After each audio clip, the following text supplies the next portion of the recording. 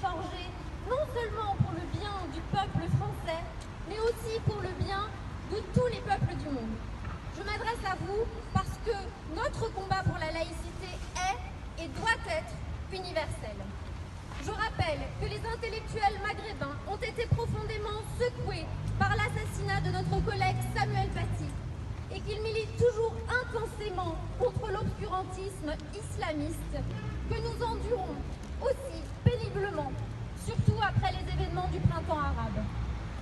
En octobre 2020, 40 intellectuels tunisiens ont cité une pétition pour dénoncer les propos d'un député islamiste qui a osé justifier en public l'assassinat de Samuel Paty. Beaucoup d'autres exemples peuvent être évoqués.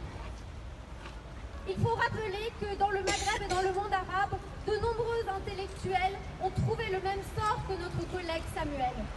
Notamment en juillet 1992, l'éminent penseur et écrivain égyptien laïque Faraj Fouda, odieusement assassiné par un membre de la Jama'a Islamiyya.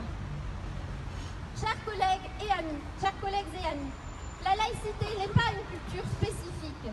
Elle est le principe rationnel universel qui permet à toutes les cultures de coexister et de dialoguer. Elle n'est pas non plus une idéologie, mais le principe abstrait qui permet à tous les individus de vivre dans la liberté et la dignité.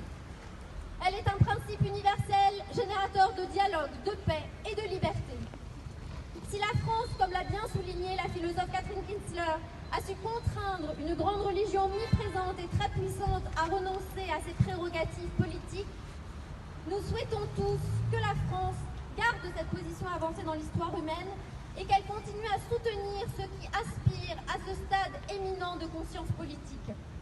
C'est dans cette perspective que s'inscrit notre lutte commune pour la laïcité et contre l'islamisme. Chers collègues, chers amis, saluons à cette occasion le combat des femmes iraniennes contre le bastion de l'obscurantisme en Iran et contre ce symbole idéologique qui est le hijab.